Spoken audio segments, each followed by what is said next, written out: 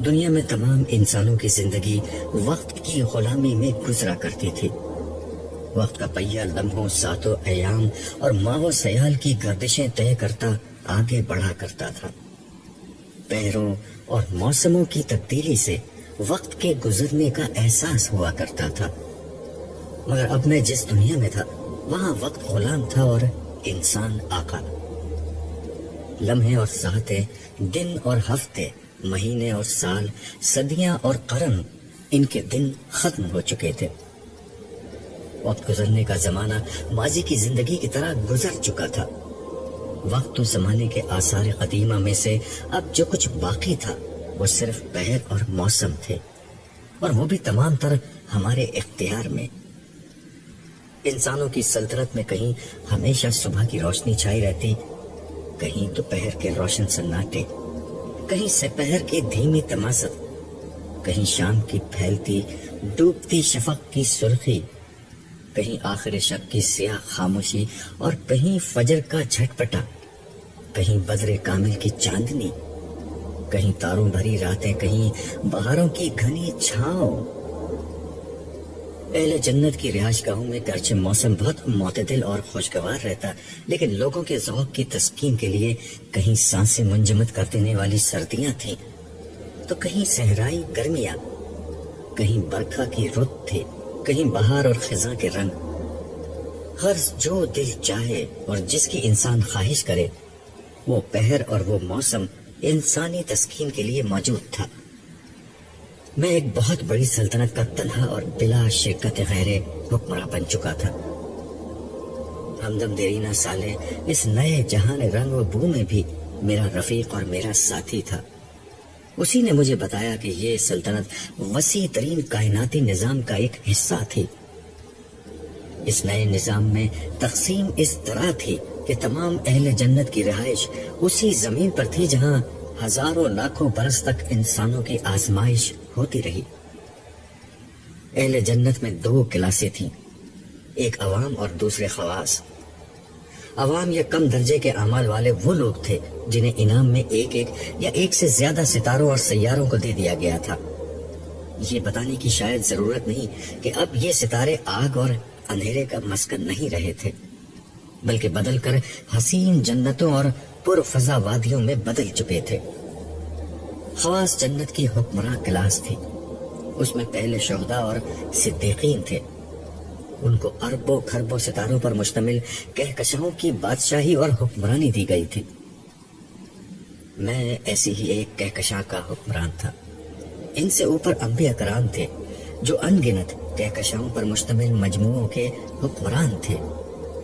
سر دست یہ بات ایک راز تھی کہ کس کو کون سی جگہ کی حکمرانی ملنی ہے، وہاں کیا کرنا ہوگا. صالح نے مجھے بتایا کہ یہ سب کچھ اللہ تعالیٰ دربار کے دن بیان کریں گے. اسی روز ہر شخص کو اس کی سلطنت رسمی طور پر دے دی جائے گی. فی الوقت تو لوگ صرف زمین پر مقیم تھے، اور بقول صالح کے ان کو جو نعمتیں یہاں مل رہی تھیں وہ بس ابتدائی مہمان نوازی کی نوعیت کی چیزیں تھیں. اصل نعمتیں جن کو کسی آنکھ نے نہ دیکھا، نہ کسی کان نے سنا، اور نہ کسی دل پر ان کا گمان گزرا، وہ دربار والے دن کے بعد ہی ملنا شروع ہوں گی، جب رسمی طور پر ان کے اعزازات کا اعلان ہوگا. البتہ تب تک لوگوں کو پروٹوکول ان کی حیثیت کے مطابق ہی دیا جا رہا تھا. اس پروٹوکول کا اظہار ان تقریبات، مجالس اور دعوتوں میں ہوتا جو اہل جنت آپس میں ایک دوسرے کے احساس میں کر رہے تھے. وہ ابھی تک سارے جنتی جنت میں داخل نہیں ہوئے تھے، مگر یہاں بھرپور زندگی شروع ہو چکی تھی. پیچھے حشر میں صرف اتنا ہو رہا تھا کہ ایک کے بعد ایک کر کے صالحین جنت میں داخل ہو رہے تھے. مگر یہاں وقت چونکہ رکا ہوا تھا، اس لیے صرف دو لوگوں کے داخل ہونے کے درمیان بھی ان گنت سال اور صدیاں حائل ہو جاتے تھے. میرا اندازہ یہی تھا، اور جس کی صالح نے تائید کی تھی کہ دربار اسی وقت منعقد ہوگا جب سارے جنتی جنت میں داخل ہو چکے ہوں گے. یہی جنت کی ابتدائی زندگی تھی. اسی دوران میں مجلسیں اور تقریبات ہو رہی تھیں. زیادہ تر انبیاء کرام ہی تھے جو اپنی اپنی اور دیگر انبیاء کی امتوں کے شروع میں آنے والے صالحین کے احساس میں داغ دے کر رہے تھے. انہی مجلسوں میں میری متعدد لوگوں سے ملاقاتیں ہوئی. میں اگرچہ دنیا میں بہت کم لوگوں سے ملا کرتا تھا، مگر جنت میں آنے کے بعد میں نے محسوس کیا کہ میں خلاف عادت بہت زیادہ سوشل ہو چکا ہوں. اس لیے میرے نئے دوست بننے لگے، لوگوں کے حالات اور ایک دوسرے کی سابقہ زندگی سے آگاہی حاصل ہونے لگی. میرے لیے یہ غیر متوقع تو نہیں تھا، مگر پھر بھی مجھے قدر تعجب ہوا کہ ابتدائی کامیاب لوگوں میں زیادہ تر غریب اور پریشان حال لوگ تھے. یہ وہ لوگ تھے جنہوں نے دنیا میں بہت پریشانیاں اور دکھ جھیلے، لیکن ہمیشہ صبر و شکر سے کام لیا. میں نے یہ بات خاص طور پر نوٹ کی کہ اعلیٰ ترین درجے کے ان ابتدائی جنتیوں میں ایک بات قدر مشترک تھی. یہ سب کے سب صبر کرنے والے تھے، جنہوں نے بدترین حالات میں بھی اللہ پر بھروسہ کیا اور تسلیم و رضا اور تفویض و توکل کا دامن کبھی نہیں چھوڑا. اسی دوران میں ایک روز صالح نے میری ملاقات میرے والدین سے کرائی. میرے والدین کا انتقال میری پیدائش کے فوراً بعد ایک حادثے میں ہو گیا تھا، مگر جب تک وہ زندہ رہے پیکر و وفا و طاعت بن کر رہے. وہ مجھے بھی خدمت رب کے لیے وقف کرنا چاہتے تھے، مگر ایک ناگہانی حادثے نے انہیں مہلت نہ دی. تاہم رب کریم نے اپنے صالح بندوں کی لاج رکھی. مشیت الہی زندگی بھر ایک یتیم کے لیے ایسے مواقع پیدا کرتی رہی کہ میرے لیے وہ بننا ممکن ہو گیا جو وہ چاہتے تھے. آج جنت میں آنے کے بعد مجھ پر یہ انکشاف ہوا کہ میں جو کچھ بھی تھا اس کا بنیادی سبب میرے والدین تھے، اور ان کی نیت کی بنا پر میرے ہر عمل سے ایک حصہ ان کو ملا تھا. یوں میرے اپنے والدین سے ملاقات رب کی رحمتوں کا ایک اور تعارف بن گئی.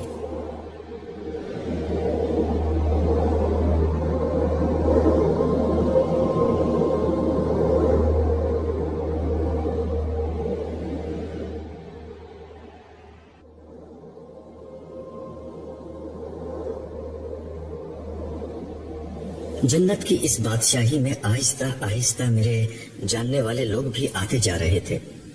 مختلف مجالس میں ان سے ملاقاتیں ہو رہی تھیں. ان میں میری دعوت پر تبدیل ہو کر اعلیٰ ایمانی اور اخلاقی زندگی اختیار کر لینے والے لوگ بھی تھے، اور خدا کے دین کی نصرت میں میرا ساتھ دینے والے میرے رفقا بھی. ان میں سے ہر شخص سے مل کر یوں لگتا تھا کہ زندگی میں خوشی اور محبت کا ایک اور در کھل گیا ہے. تاہم وہ ابھی تک نہیں آئی تھی جس کا مجھے انتظار تھا. گرچہ اس انتظار میں کوئی زحمت یا پریشانی نہیں بلکہ مزہ ہی تھا. پھر ایک روز، گرچہ اس نئی دنیا میں شب و روز نہیں رہے تھے، صالح میرے پاس آ کر کہنے لگا، سردار عبداللہ، تمہارے لیے ایک بری خبر ہے. مجھے حیرت ہوئی کہ اب جنت میں مجھے یہ کیا بری خبر سنائے گا. تاہم اس کا لہجہ ایسا تھا کہ میں پوچھنے پر مجبور ہو گیا، کیوں بھائی، یہاں کیا خبر بری خبر ہو سکتی ہے؟ سردار عبداللہ، بری خبر یہ ہے کہ تمہارے عیش کرنے کے دن ختم ہو گئے. تم نے نائمہ کے پیچھے آزادی کے بہت دن دیکھ لیے. اب تمہاری نگرانی کے لیے نائمہ خود آ رہی ہے. کیا سچ؟ میں نے شدت جذبات سے مغلوب ہو کر صالح کو گلے لگاتے ہوئے کہا. اور کیا میں جھوٹ بولوں گا؟ پھر میرے سر کو سہلاتے ہوئے بولا، مجھے چھوڑ دو. میں نے نائمہ کے آنے کی خوشخبری دی ہے، مگر میں خود نائمہ نہیں ہوں. تم ہو بھی نہیں سکتے، میں نے اسے چھوڑتے ہوئے کہا. لیکن یہ بتاؤ کہ اتنی اچھی خبر تم مجھے دھمکی کے انداز میں کیوں سنا رہے ہو؟ ویسے تمہیں نائمہ سے اگر یہی توقع ہے تو مجھے یقین ہے کہ تمہیں بہت مایوسی ہوگی. خیر چھوڑو ان باتوں کو.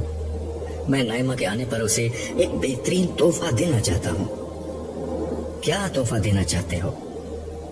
ایک بہترین گھر. بھائی، تمہارے پاس تمہارا گھر ہے اور اس کے پاس اس کا اپنا گھر ہوگا. اب اس نئی دنیا میں خاندانی نظام تو ہوگا نہیں کہ گھر دینا تمہاری ذمہ داری ہو، نہ اسے تمہارے بچوں کو گھر بیٹھ کر پالنا ہے.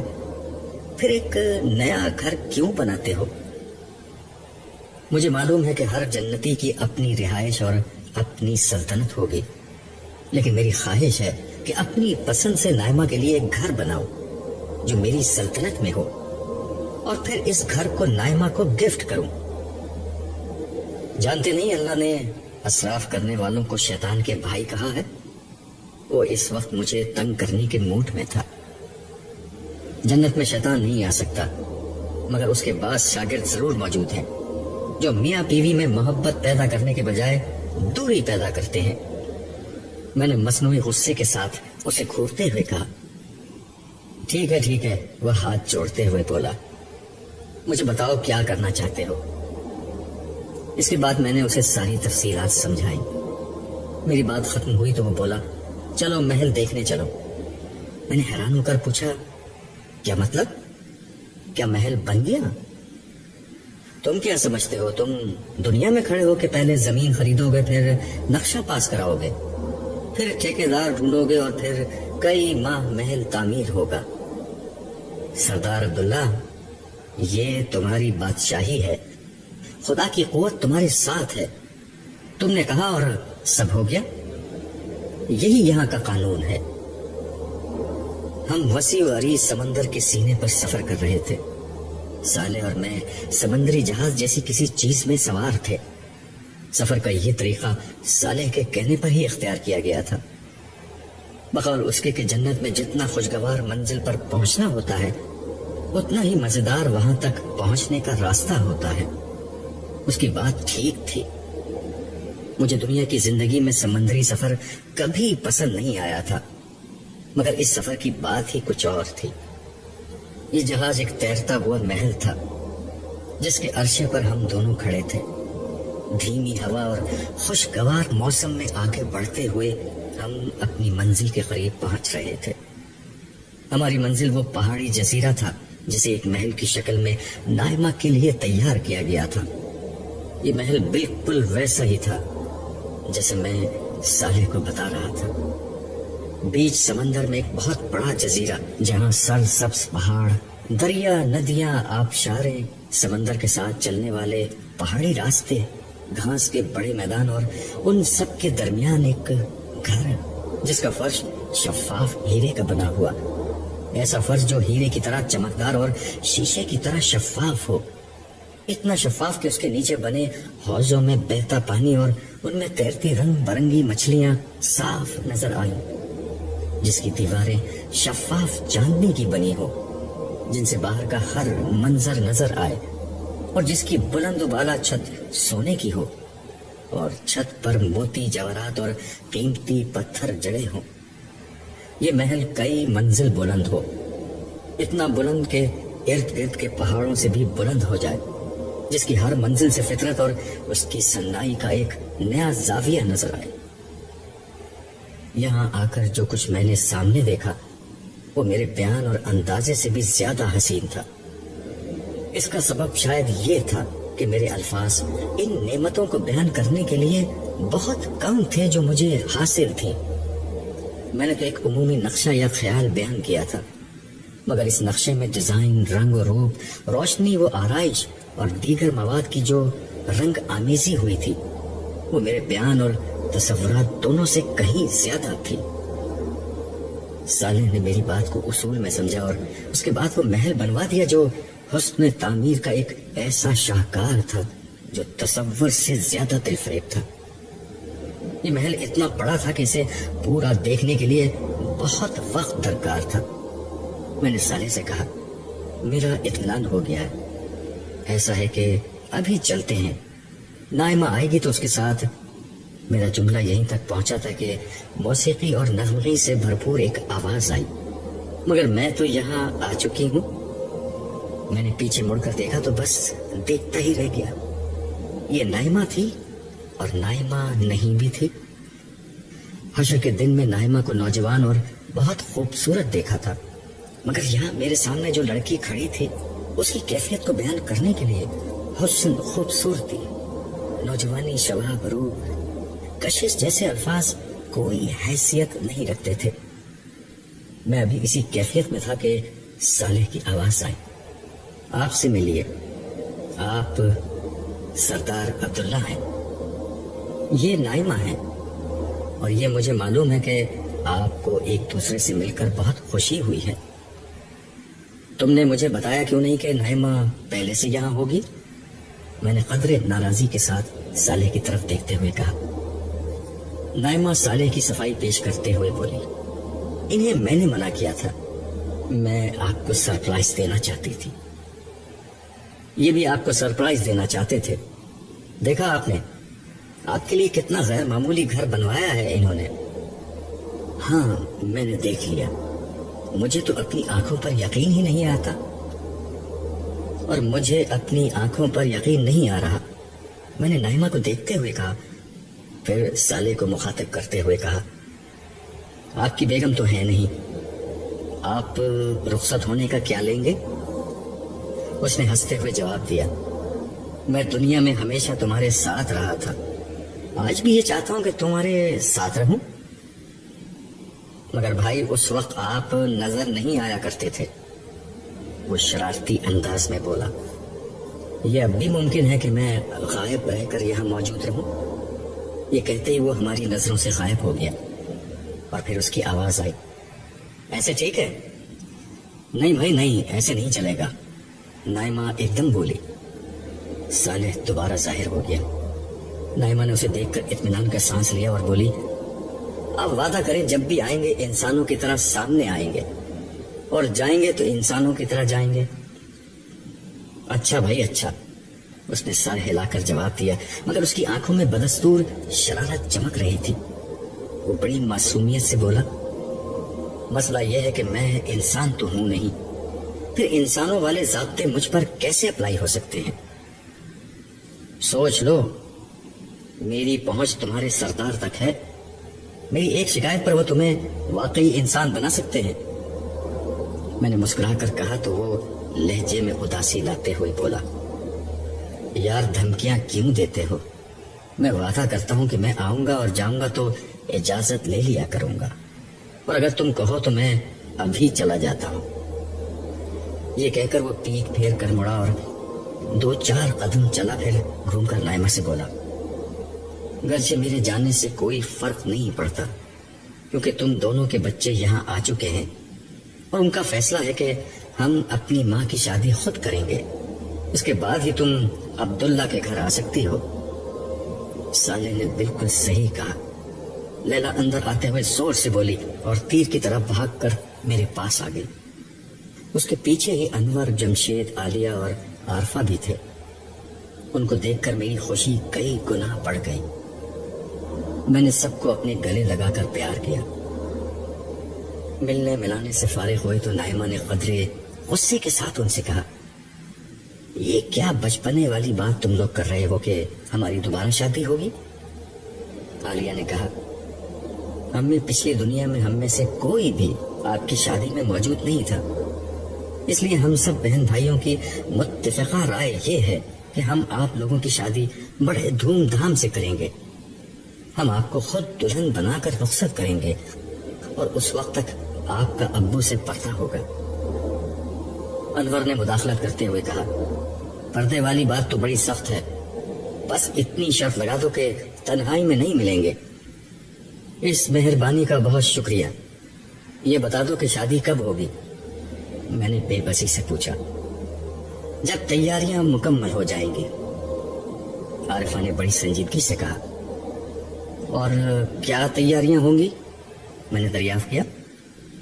میں بتاتی ہوں، لیلا بولی، جگہ تو یہی ٹھیک ہے، بس کپڑے زیورات وغیرہ کا انتظام کرنا ہے، اور مجھے بھی اپنے ذرا اچھے کپڑے بنوانے ہیں، ابو جیسے۔ مجھے تو ابو کے کپڑے دیکھنے کے بعد اپنے کپڑے اچھے ہی نہیں لگ رہے۔ جمشید نے بھی مطالبات میں اپنا حصہ ڈالا۔ اچھا یہ سب تیاریاں ہو گئیں تو شادی ہو جائے گی؟ میں نے پوچھا۔ کیوں نہیں؟ سب نے مل کر کہا۔ چلو پھر ابھی ہی چلو، میں تمہیں جنت کے سب سے بڑے شاپنگ کے علاقے میں لے چلتا ہوں۔ ویسے تو تم لوگ وہاں گھس بھی نہیں سکتے، لیکن میری طرف سے جو دل چاہے آج شاپنگ کر لو۔ اس پر سارے بچوں نے خوشی کا ایک نعرہ لگایا۔ پھر ہم شاپنگ کے لیے روانہ ہو گئے۔ یہ ایک اور الف لیلوی جگہ تھی۔ میں اس سے پہلے صالح کے ساتھ یہاں کئی دفعہ آ چکا تھا، مگر ہر دفعہ यहाँ नित नई चीजें मौजूद हुआ करती थी। इस जगह के लिए शॉपिंग सेंटर या बाजार जैसी इस्तिलाहात कतन गैर मुनासिब थी। ये सैकड़ों मील तक फैला हुआ एक इलाका था जो रंगो नूर के सैलाब से रोशन था। यह रात का वक्त ही तारी रहा करता था। खाने पीने, पहनने और बरतने की यहाँ इतनी अशिया थी कि उनकी तादाद तो दूर की बात है, उनकी मुख्तलिफ अक़साम और वैरायटी ही करोड़ों की तादाद में थी। हर जगह यहाँ फरिश्ते तैनात थे। लोग डिस्प्ले से चीज पसंद कर लेते और फिर फरिश्तों को नोट करा देते, जिसके बाद ये चीजें लोगों के घरों में पहुंचा दी जाती। फरिश्ते हर शख्स का रिकॉर्ड चेक करके उसके बारे में सब कुछ जान लेते। इस बाजार के दो हिस्से थे।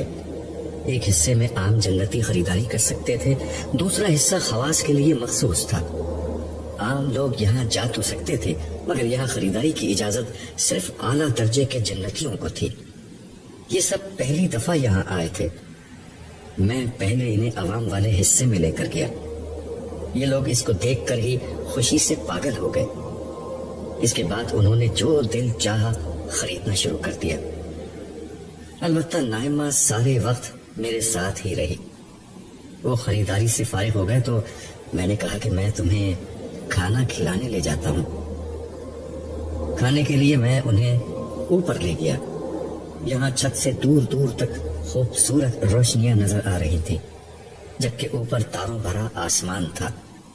दुनिया के बरखिलाफ जहाँ शहर की रोशनियां तारों की चमक को मांद कर देती थी, यहाँ जमीन और आसमान पर यकसा जगमगाहट थी। तारों की दूधिया रोशनी और ठंडी हवा में खाने की इश्तहा अंगेज खुशबू ने फजा को बेहद मौसर बना रखा था। बाजार की तरह यहाँ भी पस मंजर में धीमी सी मौसीकी चल रही थी। खाने की इतनी वैरायटी थी कि किसी को समझ में नहीं आता कि क्या खाएं। जो चीज लेते वो इतनी लजीज होती कि छोड़ने का दिल ही नहीं चाहता था। मगर शुक्र खुदा का कि यहाँ पेट भरने का कोई मसला ही नहीं था, जिसकी बिना पर जब तक दिल चाहता रहा हम लोग बैठे खाते रहे। वापसी पर मैं जानबूझकर इन लोगों को बाजार के उस इलाके से ले गया जहाँ सिर्फ आला दर्जे के जन्नती खरीदारी कर सकते थे। उसे देखकर इन लोगों की आंखें फट गई। जमशेद ने कहा, ये भी शॉपिंग सेंटर का हिस्सा है? हाँ, ये भी शॉपिंग का इलाका है, मैंने जवाब दिया। मेरी बात पूरी तरह सुने बगैर ही ये सब लोग शॉपिंग के लिए बिखर गए। मेरे साथ नाइमा ही रह गई। क्यों, तुम कुछ नहीं खरीदोगी? पहले भी तुमने कुछ नहीं लिया और अब भी यहीं खड़ी हो। मेरी बात सुनकर नाइमा धीरे से मुस्कुराकर बोली, मेरे लिए सबसे ज्यादा कीमती चीज आपका साथ है। ये अनमोल चीज आपके कुर्ब के सिवा कहीं और नहीं मिलेगी। ये कहते हुए नाइमा का रोशन चेहरा और रोशन हो गया। हम दोनों एक जगह ठहरकर ख्वाब और ख्याल से ज्यादा हसीन इस जगह और इस माहौल को एंजॉय करने लगे। वसी व अरीज रकबे पर फैला हुआ ये बाजार अपने अंदर हर किस्म की दुकानें लिए हुए था। मलबूसात, फैशन, जूते, आराइश, तहाइफ और न जाने कितनी ही दीगर चीजों की दुकानें यहाँ थी। हर दुकान इतनी बड़ी थी कि कई घंटों में भी नहीं देखी जा सकती थी। दुनिया के बड़े से बड़ा शॉपिंग सेंटर भी इन दुकानों के सामने कुछ न था। लेकिन यहाँ की असल कशिश ये दुकानें नहीं, बल्कि वो महसूर कुन माहौल था जो हर सू छाया हुआ था। दिल दिमाग को अपनी तरफ खींचती चीजों से भरी दुकानें, इनमें जगमग जगमग करती रोशनियां, मुअत्तर फजा, खुनखवा धीमी धीमी मौसीकी, खूबसूरत फव्वारे, रंगो नूर की हजार सन्नाइयां, तरह तरह के दीगर डिजाइन्स, दिलकश मनाजिर और हसीन तरीन लोगों की चहल पहल, सब मिलकर एक इंतहाई मुतासिर कुन माहौल पैदा कर रहे थे। यहाँ का माहौल आने वालों की देखने, सुनने, सूंघने और दूसरी उस कुव्वत पर जिससे उनका जहन कोई तासर कबूल करता है, इस तरह हमला कर रहा था कि उसे दंग कर देता। दूसरों के लिए ये जगह खरीदारी की जगह थी, जबकि मेरे लिए ये ज़ौक़ जमाल की तस्कीन का एक आला जरिया थी। मगर इस वक्त तो नाइमा के क़ुर्ब ने यहाँ के हर रंग को मेरी नजर में फीका कर दिया था। लेकिन हमारी तन्हाई के लम्हात बहुत मुख्तसर रहे। क्योंकि थोड़ी ही देर में लैला लौट आई और कहने लगी, अब्बू वो जो हीरों का ताज है मुझ पर कैसा लगेगा? बहुत प्यारा लगेगा, मगर अब्बू ये लोग कह रहे हैं कि आप उसे खरीद नहीं सकती। अच्छा, मैंने इतना ही कहा था कि बाकी लोग भी मुंह लटकाए लौट आए। अनवर ने कहा, अब्बू चले, यहाँ ज्यादा अच्छी चीजें नहीं हैं। दूसरे अल्फाज में अंगूर खट्टे हैं। नाइमा हंसते हुए बोली, नहीं, ये अंगूर इतने खट्टे भी नहीं हैं। चलो मेरे साथ चलो। मैं उन सबको लेकर उस जगह गया जहां फरिश्ता मौजूद था। मैंने उससे कहा, मेरा नाम अब्दुल्ला है, ये मेरे बीवी बच्चे हैं, इन्हें जो चाहिए आप दे दीजिए। फरिश्ते ने मुस्कुराते हुए कहा, सरदार अब्दुल्ला, मैं माजरत चाहता हूं कि आपको खुद आने की जहमत करनी पड़ी। इन्हें जो चाहिए ये लोग ले सकते हैं। इन सब का चेहरा खुशी से दमक उठा और ये लोग एक दफा फिर खरीदारी मिशन पर निकल खड़े हुए। दरबार का आगाज होने वाला था। अहले जन्नत के अवाम व खवास, दरबारी व मुकर्रबीन, अंबिया व सिद्दीकीन और सालिहीन सब अपनी अपनी जगहों पर आकर बैठ रहे थे। दरबार से कबल अल्लाह ताला की तरफ से एक खुसूसी दावत का एहतमाम था। ये दावत अभी तक होने वाली सबसे बड़ी दावत थी, जिसमें हजरत आदम से लेकर क़यामत तक के तमाम अहले जन्नत जमा थे। 5 जलीलुल कदर रसूलों को अल्लाह ताला की तरफ से इस दावत की मेजबानी की जिम्मेदारी दी गई थी। नूह अलैहिस्सलाम, इब्राहीम अलैहिस्सलाम, मूसा अलैहिस्सलाम, ईसा अलैहिस्सलाम और मोहम्मद सल्लल्लाहु अलैहि वसल्लम इस तक़रीब के मेजबान थे। ये दावत एक बहुत बुलंद पहाड़ के दामन में मुनक़िद हुई थी। ये बहुत वसी और कुशादा मैदान था जो एक बाग की शक्ल में फैला हुआ था। यहाँ से दूर दूर तक फैला सरसब्ज व शादाब इलाका आंखों को ठंडक दे रहा था। इस मैदान के बीच बीच में दरिया बह रहे थे। इस दावत का पूरा इंतजाम अरब की रिवायत और अजम की शान और शौकत के लिहाज से तरतीब दिया गया था। इसीलिए नशिस्तें शाही तख्त की शक्ल में थी, जिन पर हीरे और मोती जड़े हुए थे। जमीन पर दूर दूर तक दबीज कालीन और गालीचे बिछे हुए थे। गुलमानों की एक बहुत बड़ी तादाद हाथों में शराब के जग लिए फिर रहे थे। अहले जन्नत को जिस किस्म की शराब की तलब होती वो नजर उठाते और ये गुलमान लम्हे भर में हाजिर होकर उनकी ख्वाहिश के मुताबिक जान भर देते। ये शराब क्या थी? शफाफ मशरूब था जिसमें लज्जत, सुरूर और जायका तो बेपनाह था, मगर नशे की खराबियां यानी बदबू, दर्द सर, अकल की खराबी वगैरह कुछ नहीं थी। साथ में मुख्तलिफ किस्म के परिंदों और दीगर जानवरों के गोश्त से तैयार किए गए लजीज खाने सोने और चांदी की रकाबियों में मुसलसल पेश किए जा रहे थे। दरख्तों की डालियां फलों से लदी थी और जब किसी फल का जी चाहता वो डाली झुक जाती और लोग इस फल को तोड़ लेते। ज़र्क बर्क लिबास पहने हसीन और जमील नौजवान मर्द और औरतें हर सिमत नजर आ रहे थे। इनके चेहरे रोशन, आंखें चमकदार, लबों पर टहरे और मुस्कुराहटें थीं। ये मंजर देखकर मुझे दुनिया की महफिलें याद आ गईं, जहां खवातीन मेकअप का ताम झाम किए खुदा की हुदूद को पामाल करती और अपनी जीनत और नस्वानियत की नुमाइश करती महफिलों में शरीक हुआ करती थी। मर्द अपनी निगाहों को झुकाने के बजाय इस नुमाइश से अपना हिस्सा वसूल करते थे। अपनी नुमाइश से रुकने वाली खवातीन और अपनी निगाहों को फेरने वाले मर्दों को कितनी मुशक्कत का सामना करना पड़ता था, मगर अब सारी मुशक्कत खत्म। मैंने दिल में सोचा, ये महफिल हसीन तरीन खवातीन से भरी हुई थी, जिनके लिबास और जेवरात अपनी खूबसूरती में बेमसल और हर नजर को खैरा करने के लिए बहुत थे। मगर अल्लाह ताला ने इंसानों के खुलूब इस तरह पाकीज़ा कर दिए थे कि निगाहों में आलूदगी और दिलों में खयानत का तसव्वुर भी नहीं रहा था। हर मर्द और हर औरत खूबसूरती मगर पाकीज़गी के एहसास में जिंदा था। अब अपनी जीनत के अख्फा का कोई हुक्म था और न निगाहों को फेरने की कोई पाबंदी थी। कितनी थोड़ी थी वो मुशक्कत اور کتنا زیادہ ہے یہ بدلہ۔ میرے ساتھ میرے گھر والے اور دور و نزدیک کے احباب کا حلقہ تھا۔ میرے بیوی بچے دوبارہ شادی کروا کر بہت خوش تھے۔ اسی موقع پر جمشید اور امورہ کی رضامندی سے ان کی شادی کر دی گئی اور وہ بھی ہمارے خاندان کا حصہ بن چکی تھی۔ زندگی خوشیوں اور سرشاریوں کی شاہراہ پر ہموار طریقے سے رواں دواں تھی۔ میرے دل میں بس ایک بے نام سا احساس تھا، وہ یہ کہ میرے سارے محبت کرنے والے لوگ میرے ساتھ آ چکے تھے، سوائے میرے استاد فرحان احمد صاحب کے۔ ایک مہم سی امید تھی کہ شاید میں دربار میں ان سے مل سکوں۔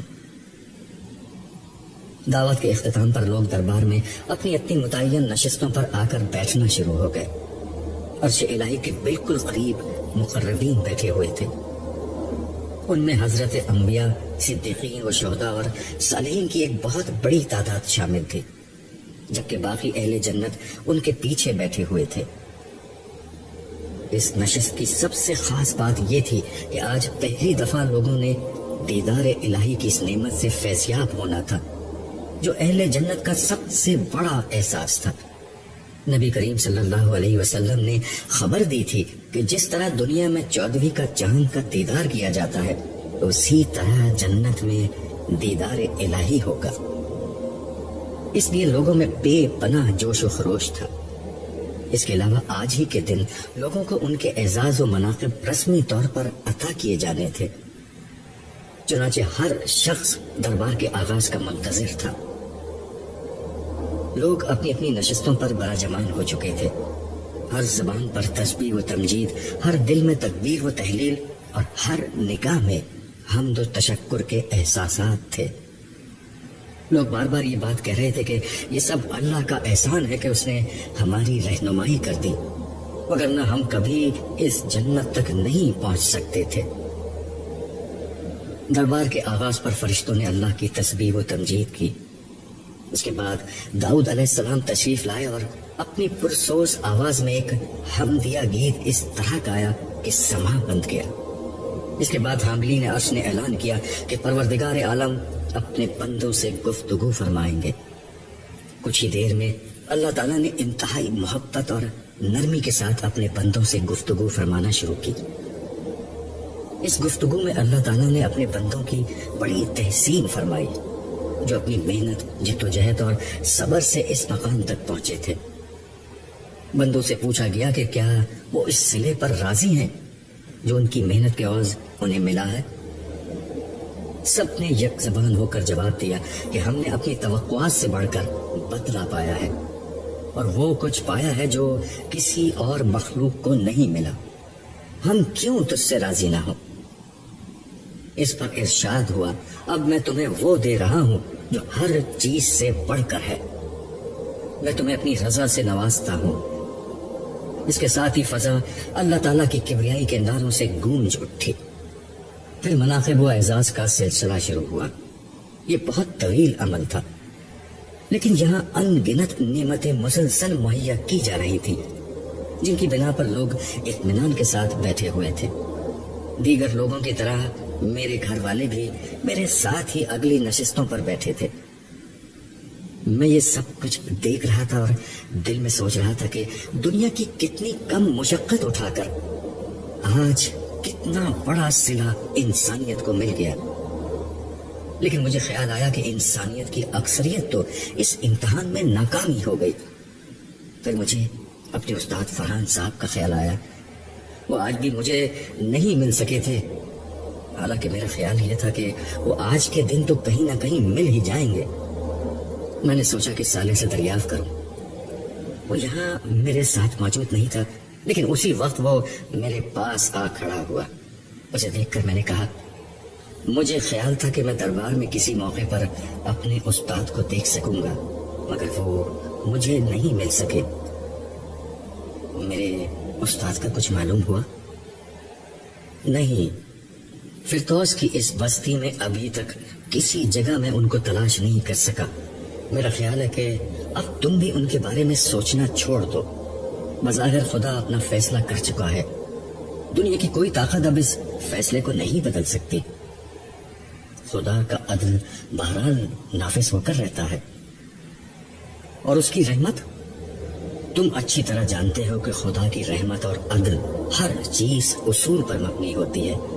کسی کی خواہش سے یہاں کچھ بھی تبدیل نہیں ہو سکتا. مگر فردوس کی یہ دنیا تو ممکنات کی دنیا ہے، یہاں سب کچھ ممکن ہے. صالح جھلا کر بولا، یار تم کیوں بحث کر رہے ہو؟ فیصلہ ہو گیا ہے. ویسے تم خود پروردگار سے بات کیوں نہیں کرتے؟ تمہاری بات تو بہت سنی جاتی ہے. میں تو تمہیں عرش تک لے جانے آیا ہوں. چلو اور وقت کا پہیا الٹا گھمانے کی درخواست کرو. خبر نہیں کہ صالح نے غصے میں آ کر مجھ پر طنز کیا تھا یا واقعتاً مجھے مشورہ دیا تھا. تاہم میں اس کی بات پر عمل کرنے کی حماقت کرنے کے لیے تیار نہیں تھا. البتہ اس کی یہ بات ٹھیک تھی کہ مجھے بلایا جا رہا ہے. کچھ ہی دیر میں میرا نام پکارا گیا. میں جو ابھی تک اطمینان سے بیٹھا تھا لرزتے دل کے ساتھ کھڑا ہو گیا. میں دھیرے دھیرے قدموں سے چلتا ہوا اس ہستی کے حضور پیش ہو گیا جس کے احسانوں کے بوجھ تلے میرا رواں رواں دبا ہوا تھا. قریب پہنچ کر میں سجدے میں گر گیا. کچھ دیر بعد صدا آئی، اٹھو. میں دھیرے دھیرے اٹھا اور جھکی نظر کے ساتھ ہاتھ باندھ کر کھڑا ہو گیا. اللہ تعالیٰ نے بہت نرمی اور ملائمت کے ساتھ دریافت کیا، عبداللہ آج کے دن میرے لیے کیا لائے ہو؟ میں یہاں لینے آیا تھا، کچھ دینے کے لیے نہیں. اس لیے یہ سوال قطعاً غیر متوقع تھا. تاہم جو میرے پاس تھا وہ میں نے کہہ دیا. مالک، جو اچھا عمل میں نے کیا وہ در حقیقت تیری ہی توفیق سے تھا. اسے تو میں پیش نہیں کر سکتا. رہی اپنی ذات تو میرے پاس تیری اعلیٰ ترین ہستی کے حضور پیش کرنے کے لیے بہت ساری ندامت اور بے انتہا عجز کے سوا کچھ نہیں. اچھا کیا ندامت اور عجز لے آئے. یہ چیزیں میرے پاس نہیں ہوتی. میں انہیں تمہارے نام سے اپنے پاس رکھ لوں گا. اب بولو کیا مانگتے ہو؟ عرض کیا، عطا اور رضا دونوں مل گئی ہیں. میرا ظرف اتنا چھوٹا ہے کہ اس کے بعد مانگنے کے لیے کچھ نہیں بچتا. لیکن آپ جو بھلائی اور بھیک عطا فرمائیں گے میں اس کا محتاج ہوں. قریب موجود حاملین عرش میں سے ایک فرشتے کو اشارہ ہوا. اس نے میرے اعزاز و مناقب بیان کرنا شروع کر دیے. یہ تو مجھے معلوم تھا کہ میں اس نئی دنیا کے حکمران اور ایلیٹ کلاس کا حصہ ہوں، مگر یہاں جو کچھ دیا گیا وہ میری حیثیت، توقعات اور اوقات سے بہت زیادہ تھا. فرشتہ بول رہا تھا اور میں شرم سے سر جھکا کر یہ سوچ رہا تھا کہ پروردگار عالم کی کریم ہستی مجھ گناہگار کے ساتھ ایسی ہے تو نیکوں کاروں کے ساتھ کیسی ہوگی. فرشتہ خاموش ہوا تو مجھے مخاطب کر کے کہا گیا، عبداللہ گناہگار تو سب ہوتے ہیں، مگر رجوع اور توبہ کرنے والوں کو میں گناہگار نہیں لکھتا. اور تم نے مجھ سے اور میری اس ملاقات سے بندوں کو متعارف کرانے کے لیے زندگی لگا دی تھی. تمہیں تو میں نے وفادار لکھا ہے. لمحہ بھر کی خاموشی کے بعد کہا گیا، مجھے معلوم ہے جو کچھ ابھی تم صالح سے کہہ رہے تھے. میں وہ بھی جانتا ہوں جو تم حشر میں اپنے نامہ اعمال کی پیشی کے وقت سوچ رہے تھے. تم یہی سوچ رہے تھے نا کہ کاش ایک موقع اور مل جائے، کاش کسی طرح گزرا ہوا وقت پھر لوٹ آئے تاکہ میں ایک ایک شخص کو جھنجھوڑ کر اس دن کے بارے میں خبردار کر سکوں. عبداللہ، میں تمہاری تڑپ سے بھی واقف ہوں اور اپنی ذات سے وابستہ تمہاری امیدوں سے بھی. یہ بھی تم نے ٹھیک سمجھا کہ بے شک میں بے نیاز ہوں، اور یہ بھی کہ میں صاحب جمال و کمال اور جلال والا ہوں. میں یہ بھی جانتا ہوں کہ تمہارا کل اثاثہ یہی ہے کہ تمہاری پہنچ میرے قدموں تک ہے. میرے لیے تمہاری بھی اہمیت ہے اور تمہاری اس بات کی بھی. لیکن خاموشی کا پھر ایک وقفہ آیا اور میں لرزتے دل کے ساتھ سوچ رہا تھا کہ میرے رب سے نہ زبان سے نکلنے والے الفاظ پوشیدہ رہتے ہیں اور نہ دل میں آنے والے خیالات اس کے علم سے باہر رہ سکتے ہیں. بے اختیار میری زبان سے نکلا، میرے رب تو پاک ہے. مجھے معلوم تھا کہ تم اپنی دلی تمنا کے اظہار کے لیے یہی پیرائے بیان اختیار کرو گے۔ دیکھو، لوگوں کو دوبارہ دنیا میں بھیجنا میری اسکیم کا حصہ نہیں، اس لیے دنیا میں نہ تم جا سکتے اور نہ دوسرے انسان، مگر وقت میرا غلام ہے، میں چاہوں تو اس کا پہیہ الٹا گھما سکتا ہوں۔ پھر ایک فرشتے کو اشارہ ہوا، وہ ہاتھوں میں چاندی کے اوراق کا ایک پلندہ لے کر میرے قریب آیا۔ میں نے دیکھا تو پہلے وقت پر سونے کے تاروں سے لکھا ہوا تھا، جب زندگی شروع ہوگی۔ صدا آئی، عبداللہ یہ تمہاری روداد ہے، اس نئی دنیا میں جو تمہارے ساتھ ہوا اس کا کچھ حصہ اس میں محفوظ کر دیا گیا ہے۔ تمہاری خاطر اب تمہاری اس داستان کو وقت کی کھڑکی سے دوبارہ پچھلی دنیا میں بھیجا جا رہا ہے۔ اس بات کا انتظام کیا جائے گا کہ یہ روداد انسانوں تک پہنچا دی جائے۔ میں اپنے بندوں اور بندیوں کے دلوں میں ڈال دوں گا، وہ تمہاری اس داستان کو اپنے ہر جاننے والے تک پہنچا دیں گے، ہر اس شخص تک جسے وہ آخرت کی رسوائی سے بچا کر جنت کی منزل تک پہنچانے کے خواہش مند ہوں گے۔ عجب نہیں کہ کوئی خوش بخت اس پیغام کو پڑھ کر اپنے عمل کو بدل دے، عجب نہیں کہ کسی کی زندگی بدل جائے، عجب نہیں کہ کسی کا مستقبل بدل جائے۔ میں لوگوں کو تمہاری درخواست پر ایک موقع اور دینا چاہتا ہوں، ابدی خسارے سے پہلے، ابدی ہلاکت سے پہلے۔ میں بے اختیار اللہ اکبر کہتا ہوا سجدے میں گر گیا۔ اللہ اکبر، اللہ اکبر۔ مؤذن نے ابھی یہ الفاظ ادا ہی کیے تھے کہ عبداللہ ایک جھٹکے کے ساتھ اللہ اکبر کہتا ہوا بیدار ہو گیا۔ وہ خالی خالی نظروں سے ارد گرد دیکھ رہا تھا۔ کچھ دیر تک وہ نہیں سمجھ سکا کہ وہ کہاں ہے۔ وہ تو اللہ تعالیٰ کے سامنے کھڑا تھا۔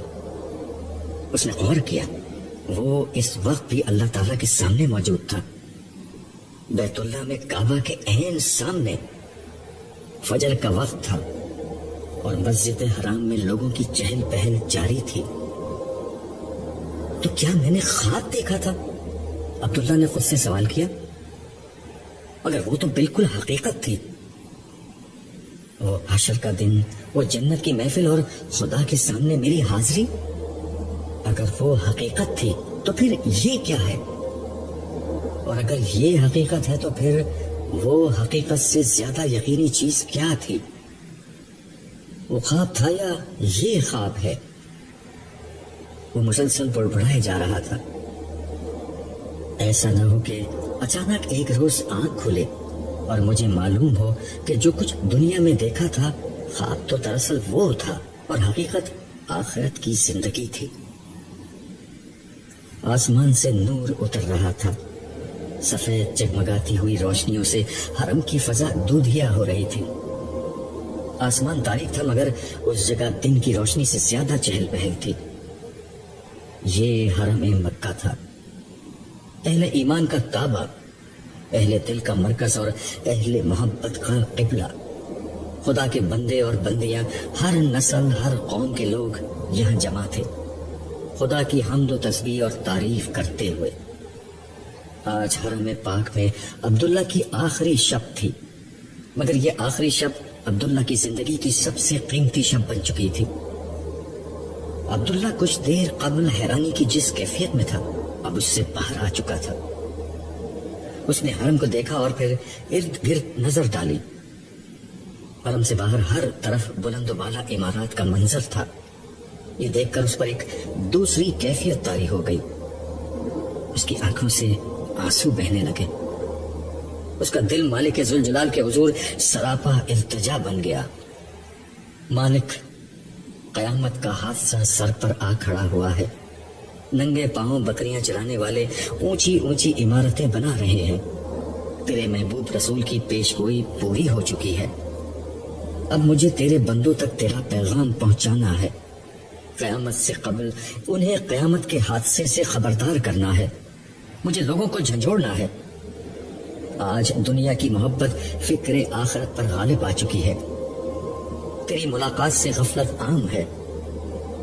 حکمران ظالم ہیں اور عوام جاہل، امیر مال مست ہیں اور غریب حال مست، تاجر منافع خور ذخیرہ اندوز اور جھوٹے ہیں، سیاستدان بددیانت ہیں، ملازم کام چور ہیں، مردوں کا مقصد حیات صرف دولت کمانا بن چکا ہے اور عورتوں کا مقصد زندگی محض زیب و زینت اور اپنی نمائش۔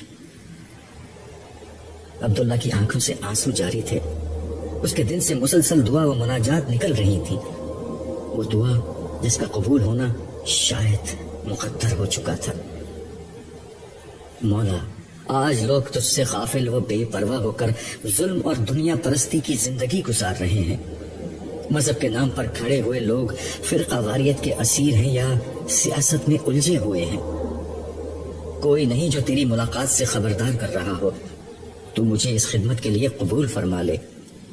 تو مجھے اپنے پاس سے ایسی صلاحیت عطا کر کہ میں تیری ملاقات اور آنے والی دنیا کا نقشہ تیرے بندوں کے سامنے کھینچ کر رکھ دوں۔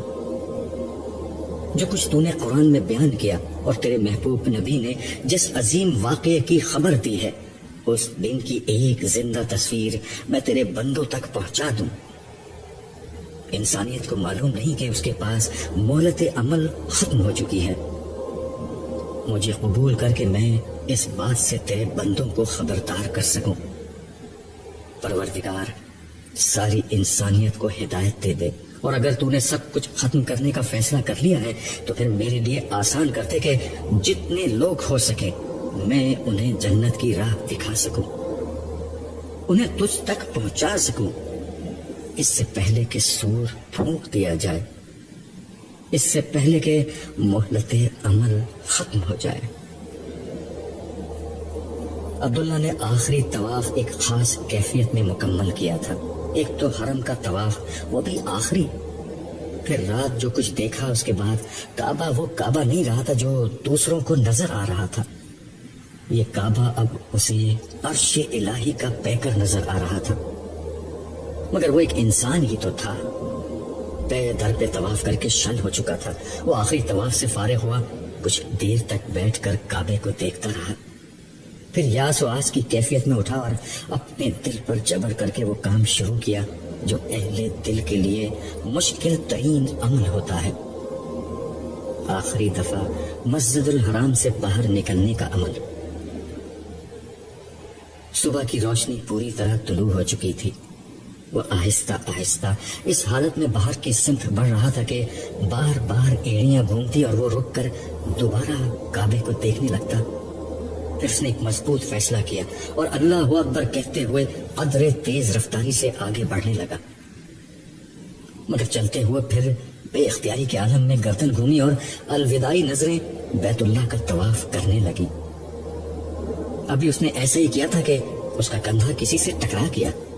عبداللہ کی نگاہ لوٹی تو سامنے ایک سفید ریش بزرگ تھے، اسے احساس ہو چکا تھا کہ اس کا کندھا ان بزرگ کے سینے سے ٹکرا گیا ہے جو اس کے ہم وطن محسوس ہوتے تھے۔ عبداللہ کا جذبہ عبادت اب ندامت میں بدل چکا تھا، اس نے فوراً معذرت خواہانہ لہجے میں کہا، معاف کیجیے گا، غلطی میری ہے، میں سامنے نہیں دیکھ رہا تھا۔ کوئی بات نہیں، بزرگ نے شفقت آمیز لہجے میں کہا۔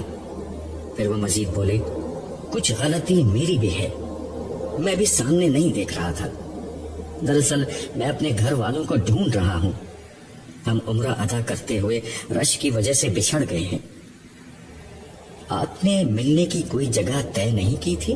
عبداللہ نے سوالیہ انداز میں کہا، پھر اپنی بات کی مزید وضاحت کرتے ہوئے بولا، حرم میں یہ کرنا ضروری ہوتا ہے ورنہ بہت مشکل ہو جاتی ہے۔ جگہ تو یہی طے تھی، باب فتح کے پاس، یہاں رش کم ہوتا ہے، مگر کافی دیر سے وہ لوگ یہاں نہیں پہنچے۔ بزرگ نے قدرے پریشانی کے ساتھ جواب دیا، چلیے پھر تو آپ کا مسئلہ حل ہو گیا۔ عبداللہ نے مسکراتے ہوئے کہا، آپ باب فتح پر نہیں کھڑے ہوئے، میں آپ کو وہاں لے چلتا ہوں۔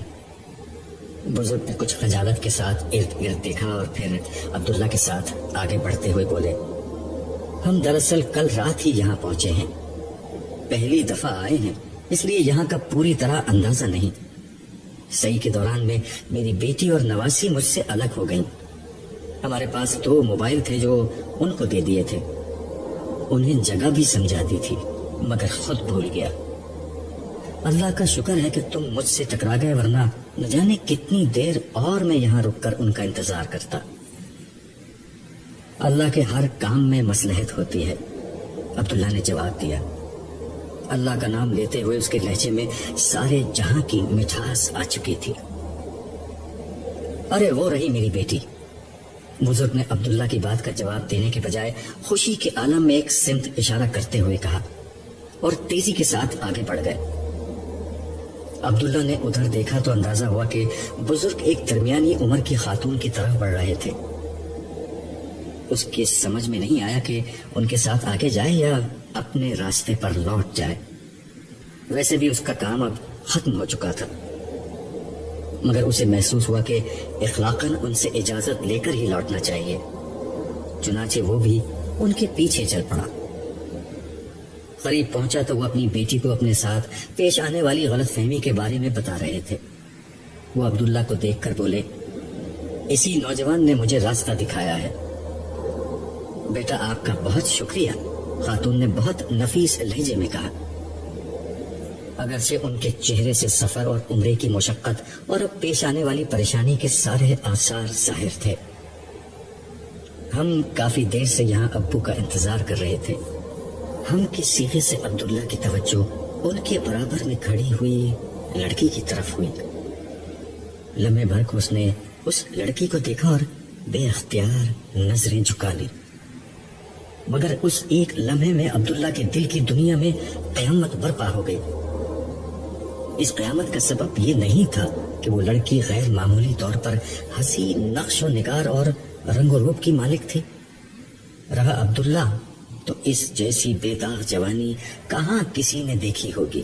پھر وہ حرم میں جس کیفیت میں تھا وہاں صنف مخالف تو کیا اپنی جنس کے انسان بھی نظر آنا بند ہو جاتے ہیں. سوائے کعبہ اور رب کعبہ کے کچھ اور نظر نہیں آتا. اور اس صبح سے تو رب کعبہ کا تصور انتہائی گہرا ہو چکا تھا. اس نے خواب میں پروردگار عالم کی حضوری کا جو شرف حاصل کیا تھا، اس کے بعد عبداللہ کو کچھ ہوش نہیں تھا. ایسے میں خواب کی دیگر تفصیلات اسے کہاں یاد رہ سکتی تھی. مگر اس دلکش نسوانی چہرے نے خواب کی ایک ایک تفصیل اسے یاد دلاتی. ہر منظر، ہر واقعہ ذہن کے صفحات پر اس طرح تازہ ہو گیا تھا کہ گویا کوئی لکھی ہوئی کتاب ہے جسے بے تکلف وہ پڑھتا چلا جا رہا ہو. اور اب اس کتاب کا سب سے روشن ورق اس کے سامنے کھلا ہوا تھا. اس کے سامنے سرتاسر روشنی اور سراپائے نور نائمہ کھڑی ہوئی تھی. خاموشی کا وقفہ طویل ہو رہا تھا، مگر عبداللہ اس سے بے نیاز گردن جھکائے کھڑا تھا. وہ اپنے آپ کو یقین دلانے میں مشغول تھا کہ جو کچھ اس نے دیکھا ہے وہ اس کا وہم ہے، اس کی نظر کا دھوکہ ہے، اس کی یادداشت کی کمزوری ہے، یا شاید اس کی عمر کا تقاضا ہے، یا پھر شیطان کی در اندازی ہے جو حرم سے رخصت ہوتے وقت اس کی ساری ریاضت اور محنت کو ضائع کرنا چاہتا ہے. شیطان حرم میں آنے والے بڑے بڑے نیک لوگوں کی کمائی اسی طرح لمحہ بھر میں لوٹ لیتا ہے. کسی بھی بہانے سے ایک نظر کی خواہش، ایک لمس کا جذبہ، ایک لمحے کی حیوانیت، ایک لمحے کی ہوس عمر بھر کی ریاضت کو برباد کر سکتی ہے. ہاں، یہی لمحہ بطور آزمائش میری زندگی میں آ گیا ہے. شیطان چاہتا ہے کہ میں اس لڑکی کو اپنے خواب کی تعبیر سمجھ کر اپنی آنکھوں میں شیطان کو بسیرا کرنے دوں. میں اس کو ایسا نہیں کرنے دوں گا، ہرگز ایسا نہیں کرنے دوں گا. عبداللہ نے دل میں سوچا اور فیصلہ کیا کہ اسے فوراً یہاں سے رخصت ہو جانا چاہیے. مگر اس سے قبل کہ وہ ان لوگوں سے اجازت لیتا، خاموشی کی طویل ہوتے ہوئے وقفے کو ایک تھکی ہوئی مگر انتہائی مترنم آواز نے توڑا. نانا ابو، جاگتے ہوئے ساری رات ہو گئی ہے، اب جلدی سے ہوٹل چلیے. اس آواز نے عبداللہ کے رہے سہے ہوش بھی اڑا دیے. یہ آواز اس کے لیے اجنبی قطن نہ تھی. اسے ہلکا سا چکر آیا. بزرگ جو اس کی کیفیت سے قطن بے خبر تھے بولے، ہاں بیٹا چلتے ہیں، ذرا ان سے اجازت لے لیں. اس سے قبل کہ وہ بزرگ عبداللہ سے کچھ کہتے، ان کی صاحبزادی نے، جو ایک نفیس طبیعت کی خاتون تھی، عبداللہ سے پوچھا، بیٹا چلتے چلتے اپنا نام تو بتاتے جاؤ۔ میرا نام عبداللہ ہے۔ بمشکل عبداللہ کی زبان سے یہ الفاظ نکلے۔ اب یہ وہ وقت تھا جب تہذیبی تقاضوں کے پیش نظر بزرگ نے اپنے آپ کو متعارف کرانا ضروری سمجھا۔ اچھا ہوا بیٹا آمنہ تم نے ان سے تعارف حاصل کر لیا، میں بھی اپنا تعارف کرا دوں۔ میرا نام اسماعیل ہے اور یہ میری بیٹی آمنہ ہے۔ پھر وہ ایک لمحے کے لیے رکے اور اپنی نواسی کی طرف دیکھتے ہوئے محبت آمیز لہجے میں بولے، اور یہ سب سے زیادہ تھکی ہوئی میری نواسی ہے، اس کا نام نائمہ ہے۔ عبداللہ کی شدید ترین خواہش تھی کہ ایک اجنبی نام اس کے کانوں تک پہنچے تاکہ وہ کچھ تو خود کو بہلاوا دے سکے، مگر نائمہ کا نام تابوت کی آخری کیل بن کر اس کے کانوں میں گونجا۔ اس دفعہ دنیا کی کوئی طاقت عبداللہ کو دوبارہ نظر اٹھانے سے نہیں روک سکی۔ اس کے سامنے واقعی نائمہ کھڑی ہوئی تھی، وہ لڑکی جسے اس نے زندگی میں پہلی دفعہ جاگتی آنکھوں سے دیکھا تھا۔ مگر عبداللہ نے گھومتے ہوئے دماغ سے سوچا، اگر وہ خواب تھا تو یہ کیسی حقیقت تھی؟ یہ اگر حقیقت ہے تو پھر وہ خواب؟ معاملہ عبداللہ کی برداشت سے زیادہ ہو چکا تھا۔ اسے آنے والے چکر اب تیز ہو گئے۔ وہ نائمہ کو دیکھتے ہوئے لہرایا اور بے ہوش ہو کر زمین پر گر پڑا۔